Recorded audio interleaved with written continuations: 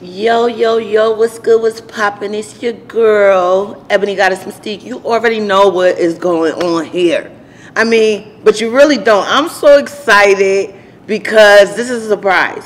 Y'all didn't even know that I was going to bring this goat here today. But you already know what Mystique Talk X podcast does. We bring the top, the best, raw, real, and uncut. And today, no introduction needed. No motherfucking introduction. Can I say it again? No introduction needed, but I'm giving an introduction because that's humbly speaking. I'm so honored for you to be here. The one, the only, the GOAT, Prince Yahshua. In the building. Thank you for Yes. Thank you so much, Prince, for coming here. I don't even know where to start. I mean, you don't even do this. You don't really talk publicly. You're such a legend. It's like you a star in the sky. Yeah, so I appreciate that. I really do. I mean, this is really humbling for me. So let's get right into it. Like, talk to the people. For anybody that don't know who you are, they living underneath a rock since 2004. Since 2004, and that's a long ass time you've been living underneath a rock, because that's when you started the industry. That's when you graced the world with who the hell you wasn't. You wasn't playing with him. But let's talk about it. Who is Prince Yahshua? Chi-Town's Crown Prince. Or that shit that you call porn. Chi-Town? Yeah, Chicago, home-based. You know what I mean? I've been doing this since 2004. Actually 2003, but if any of y'all got one of those first videos, please burn them and throw them away. Your boy was wilding back then. I heard there was a rebrand, but we'll get into that. Right. So if you got that first video, he might not look, but we'll get into it. So 2004, what was that like? It was a different scene back then. Everybody was together back then. You know, everybody was helping find each other. You know, everybody that wanted to do this. We came together as a whole and really made it happen. You know, more as today, everybody's separate, you know, doing their own thing. Yeah. You know what I mean? So back then it was just a much simpler time. You know, money was fluent, it was everywhere, everybody lived good, and my name started to grow. And then that's when I got that call from California. And it changed my life ever since. Now, how was that like getting that call? And what kind of call was this? Because I know, but for the viewers, they might not know what your first call in mainstream was like. What was that like? This is what's crazy, what a lot of people don't know, and she'll find out right now. The girl that made all of this possible, her name was Malibu, and she looked exactly like her. I love Malibu, by the way. That's amazing. Yeah. You know, she was a girl that came over to the crib. You know, I was good with the cameras and all of that there. But after we took the photo shoot on her, you know, we decided to do the damn thing. And we kept the camera on, rolling. So after that is when she told me she had aspirations of going to California, you know, to do the whole porn thing. And I was like, okay, that's what's up. You know, she was like, yeah, maybe you should come too. And I was like, that place where the ground move? Nah, I'm good. And I mean, her name was Malibu, so it makes sense she want to go to Cali. So I was like, nah, no problem. You know, we'll hook you up. So as I was sending all the pictures out to all of the companies for her back then, she asked me, would you mind if we could send a video of us fucking? Who? She wasn't playing. I was like, well, shit, I smashed out. Yeah, fuck it, I'll send it. I look good. I tore that ass up. So I sent them all that day. The next night, I came home from a party like at 2 in the morning, and I'm checking my emails before I laid down to go to sleep. To my surprise, all of these companies hit me back. Wow. Big companies back then like Red Light, Third Degree, all of the main companies like that, you know. So they hit you up. You wasn't doing nothing. No. Emails. Yeah. So they hit me back, you know, you know, the girl is beautiful, you know, but this is Southern California. You know, we get girls like this, a dime a dozen. Okay. Every day. So I was like, okay. So every email from every company said the same thing. The last email was from West Coast Productions. They said the same thing, but they was like, yo, who was the dude in the video fucking her? So I messaged them back. You know, that dude was me. And they was like, well, what's your name? Prince. We got on the phone early that morning. They was like, Prince, listen, if you could do what we seen you do in this video, I think we got a job for you. Well, now what kind of job? So I was like, are you serious? They was like, yeah. They said, we'll fly you out here first class, have you stay out here for 14 days. If you could do this trial base. What? And that's a trial yeah, base. We may give you a contract. So they flew me out here. That's how you know you a legend in the making. Well, damn. They flew me out here. After the third day of filming, they ended up taking me to the main office of West Coast, and they signed me for my first $100,000 contract. Stop playing with him. Yeah, that's how it happened. Let's just really talk about the mindset of a person that from one film with somebody that you was intimate with who was already on that game. Like, I'm literally about to leave where we are now and go aspire to be this person. All you did was just have a nice rendezvous with her. She was like, no, we putting this out, and they end up trying to contract you first call. Yeah. How does that feel? Like, what was that about? Was you a porn watcher? Absolutely. Absolutely. So you kind of understood at least what it looks like on set versus what it be like maybe in your natural life. No doubt. No doubt. You know, because this is, you know, real life, you know, and we, you know, this is real hood shit right here. You know, before even that transpired, you know, I was a hood nigga. I mean, I was out there drug dealing, gang banging. You know, I had just got out the joint for doing 11 years. Wow. Yeah, I just got out the joint. So was you watching porn when you was in jail? No. Okay, I was just wondering. Maybe you got your skills from that first scene because you was born like that. Right. Oh, okay. Stop playing. Let's get it on out. So you know, I came home. You know, naturally, I went straight back to the block. I was doing my thing. You know, chiefing and all of that there. But when this opportunity came, and I was out there on the West Coast. You know, when I came back to Chicago, I let all mine know, hey, this is real. Wow. You know, showed them the contract. That's amazing. That's what it was. You know, when I came out here, and it's been a wrap ever since. So $100,000 for how long you had to be? That was a year. That was a year. They actually signed me and somebody else that you know very well, which was Rico Strong. Me and him got signed at the same time. Wow. Yeah. This is, y'all ain't know this, did you? Damn, so what did you do? Like, what does $100,000 contract in that time, 2004 was this? Yeah. We still there? Yeah. Look, his first call. Yeah. See, y'all be up here begging some of you. You know, we're not shading nobody, but I mean, you might want to talk to Prince on how you might want to score some shit. Right. What was that like? Like, how does that look like a $100,000 contract in 2004 for a black man like yourself? Well, actually, it was a whole lot more than actually the 100,000 because what they did, how my contract was structured, you know, my auntie is the family lawyer. Okay. So actually, when they gave me the contract, I forwarded it to her. Okay. That's smart. Listen up, y'all. Yeah, get some game. You know, she hit them back, well, you know, if he's going to move to California, you know what I mean, he's going to need all expenses paid to get from here to there. So they took care of my first 3 months of rent. They gave me a car for the first 3 months that I was here. And anything after my guaranteed 10 scenes a month, I got double pay. So actually, I was bringing home like 28, maybe 29,000 a month. So you used to this OnlyFans, Craig, where these guys out here ain't never seen that amount of money coming from sex ever, probably in life. It's like I was doing this my first hoorah. Yeah. Well, you know, people like me and Rico, we were. But you special too. Right. That's rare. We were actually famous before this internet shit that y'all know about. So you know, it's not a thing for us. Yeah. Wow, that's amazing. Well, how did you manage that and that money the first time you? Like, did they give it all to you at once? Is it like no. You got a certain contract, you know, what you get a month, you know. But like I said, the scenes that you do over your, you know, guaranteed. You start to rack up for real. That's when you really rack up. And me being a street nigga from Chicago, you know, I saved every penny. And this is how now I am living the life I'm living now. Oh, we're going to get to that for sure. I hope you'll be able to give some insight to some of these young brothers and young sisters out here that's out here trying to do this, because that's amazing that you already had that mindset. So let's take it a step further.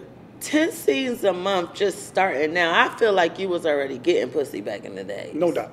Okay, No so but what did that look like as far as your lifestyle? How did that change you?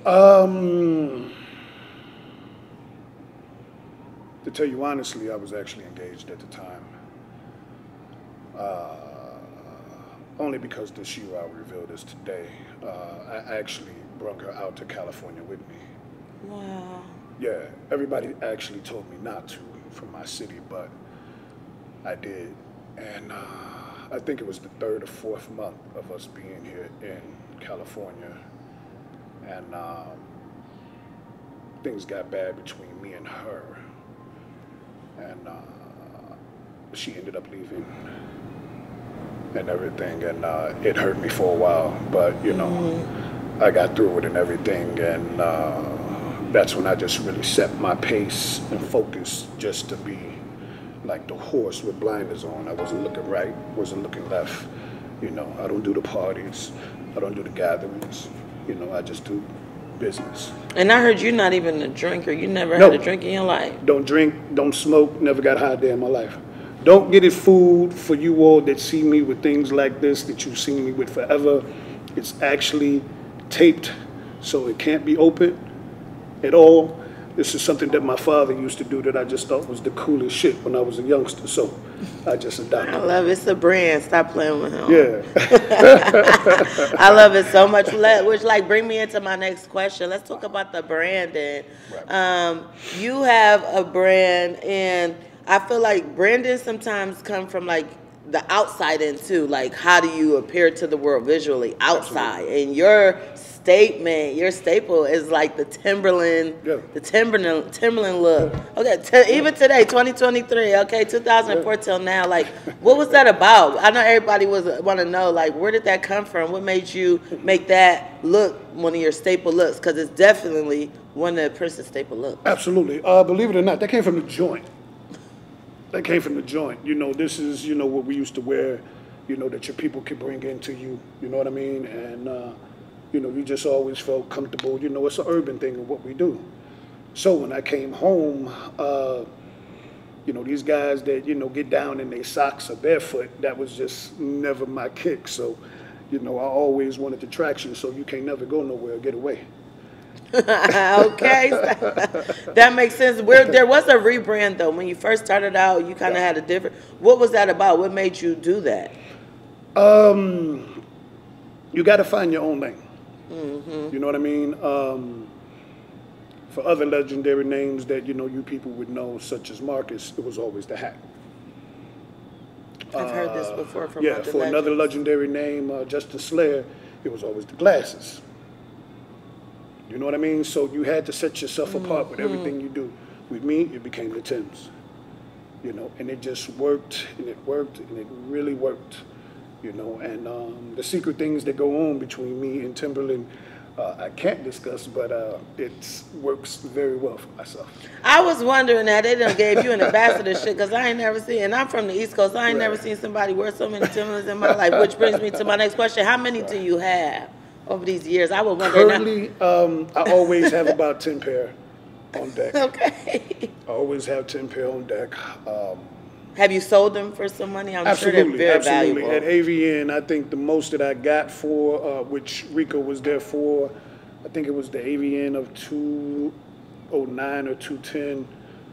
This lady was, hey, I'd love to buy your Timbs. I was like, yeah, when I get upstairs, you know, you can get them. She was like, no, we're leaving. I need them now. Mm-hmm. You need them now? And she was, yeah. I was like, well, give me $3,000 and I'll take them off right now. She was like, oh, that's it? That's crazy. But not for him, but just saying, wow. I'm like, I know you walked away like, yeah, I'm that guy. Right. Motherfuckers like, you was barefoot. I'm like, yeah, with $3,000 in my pocket. Okay, let's go get some more of these. Right away. It worked. Right away. So I'm curious to know, like, when did you... First of all, did you obtain the name Prince Yahshua, or is this something that you've always had, or? The name Prince was given to me, I think, when I was like 3 or 6 months old. My father started calling me Prince. So, you know, it's been adopted ever since then.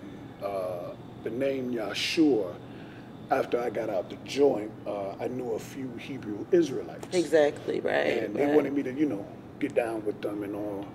So I went to the few classes with them, and the elder that was there, he was speaking on, you know, Yah, which is God. And he was like, but, you know, we pray to, you know, Yahshua, which is Jesus. So I was like, okay. And when I heard that name, it captivated me so much. So after the class was over with, I went to him and I said, excuse me, elder. I said, you know, that name, I really love it. I said, would a person like myself, if I wanted to take that name up, you know, would I be wrong? And he said, well, let's look at that real quick. He said, if Yah is the Father, right? Hello. I went, yeah. He said, and Yahshua is the Son. Who does that make you to him? I was like, his brother. He said, exactly. How would you be wrong on taking up your brother's name? So from that day forth, which was in 2002, that's all you could call me. If you called me anything different, I wouldn't even respond. Did you have any backlash from any Hebrewites from taking that name? Believe it or not, no. That's good. Believe it or not, no. And I'm sure, for definitely sure, that there's a lot that definitely feel away about it. But I think it's all in how you still present yourself. That's right. You understand? You know, I'm from the ghetto, but I never acted like, you know, the ghetto nigga, you know, coming into this world. That's right. I didn't let these people label me as, yeah, well, we're going to put you in the prison suit and you come in and rob the white woman. Nah, well, you can let them do that. I'm going to go home. So it's all in how you present yourself. Which, like, talking about that, like, you've seen how the industry has changed about presentation for men. Absolutely. Because before, maybe that was even why you started out with the Timberlands, right. Because I think it was even you, a conversation we had off camera before about the fact that the industry didn't even show the male performers' faces. You would Absolutely. Be very, very, very famous right. by pretty much your penis. So let's talk about that. How was that? What's that like? And then let's talk about the reveal once they see how handsome you are. Now, okay, this is only in porn. This is only in porn. The sad thing about porn when I first got in it is how you really recognized who the next guy was on the box cover, because they never put it our name, is that when you flip the box cover over, oh shit, that's Prince's dick, or oh, that's Rico's dick. Sad fact, but it's true. But because of brothers like myself and a few others, we changed that and we made sure not only our names got on the box cover, but they started presenting us on the box cover. Well, there you have it. Yeah. Wow. Yeah. Wow. So, yeah, we definitely upped the ante and transcend the game. That's something in itself. Let's talk about really your full experience and feelings about being who you are in this industry, because you are a legend, you are a mago. However, you are a black man. And that always something that we need to talk about when because I feel like it's always an accomplishment because we in our skin, but when we are as successful as someone like you, Absolutely. It is definitely something to talk about, because I know that it wasn't easy and we don't always want to talk about the hardships. So I want to talk about the hard part and maybe the positives of it. We can see how legendary you are, but literally, let's talk about that, because you came a long way and you're very, very successful in this industry. Thank you. It is absolutely no secret. The industry is a bitch. The industry is a bitch.